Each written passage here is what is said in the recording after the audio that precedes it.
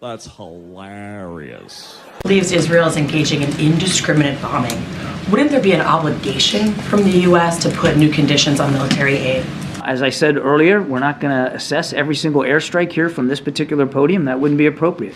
The Israelis should speak to their operations, but we have every expectation, as I said to my previous answer there, that they will act in accordance with the law of armed conflict and do everything that they can to match their intent, which is to minimize civilian casualties. But if they aren't, then isn't there an obligation for the U.S. to change the way that it's delivering military aid? That's a hypothetical that I'm not prepared to engage in right now. Hypothetical if he's saying indiscriminate bombing. That's a hypothetical I'm not going to engage in.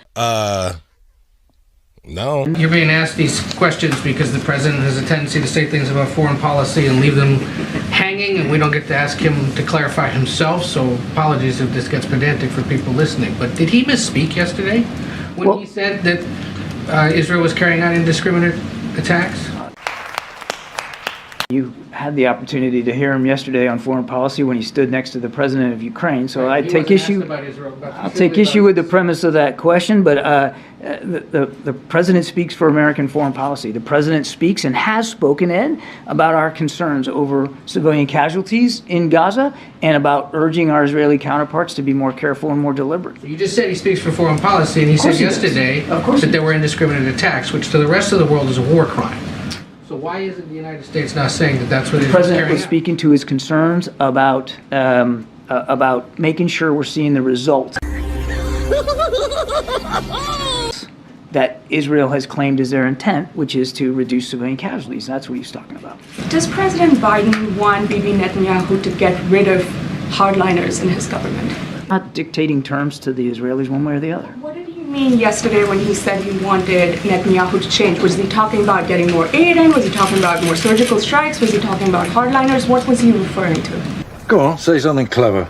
The president has, of course, been very candid about some of the concerns that we had about like judicial reform in the country and where the cabinet was going on certain issues. Unreal. Unreal. And he expressed those concerns as a real friend of Israel, somebody who loves and respects Israel and has for his whole public life, that we want to see Israel, whatever they decide to do, to move forward with the broadest consensus possible. And it's in that spirit that he's talking about it. John, I'm sorry, it seems that, this interaction between you and my colleagues, it seems that, to me, the president is making some pretty clear signals to the Netanyahu government, but it seems like you're trying to walk it back. I mean, I don't know if that's correct or not, so please walk me through it. Is the military strikes, military campaign by Israel, is it surgical or indiscriminate according to the administration at this point? As I've said a whole bunch of times since I've been up here, we're not going to armchair quarterback this from this particular podium. Let me finish.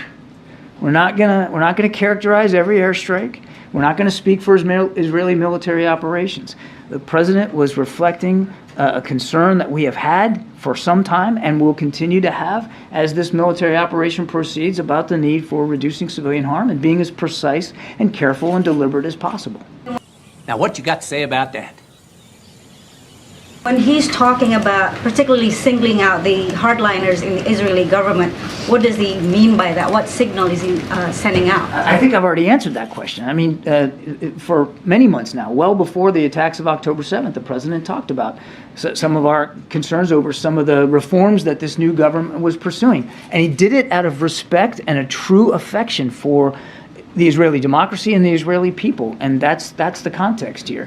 I love you, I love you, I love you! But obviously, it's up to the Israeli people to determine who their government is, of course. Sure, and just to recap, what I understand from the president's remarks on Tuesday is that he seems to be laying out some sort of clues as to what he sees the vision towards a two-state solution and what are the necessary stepping stones or the required elements.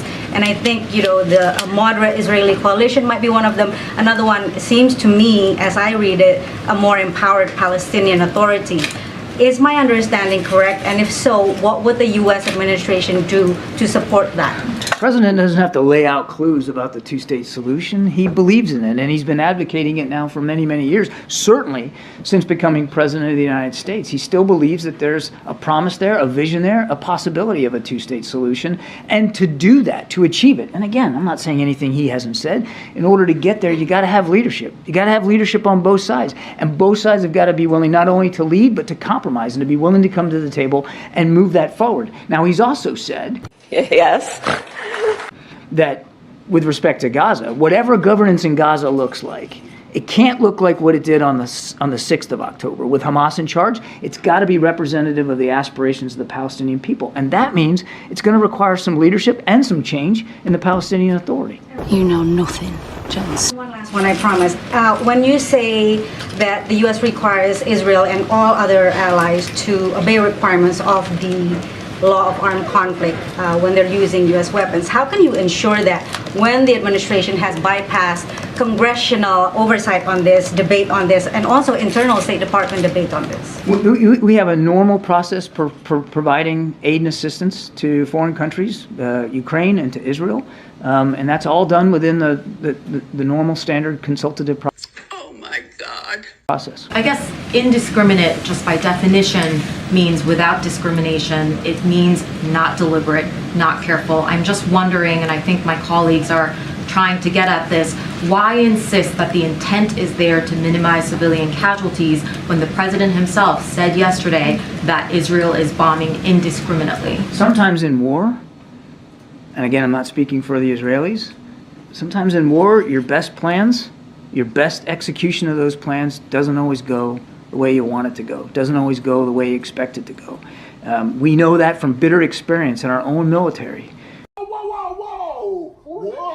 No matter how precise and targeted we tried to be in Iraq and Afghanistan, there were times when we caused civilian casualties as well.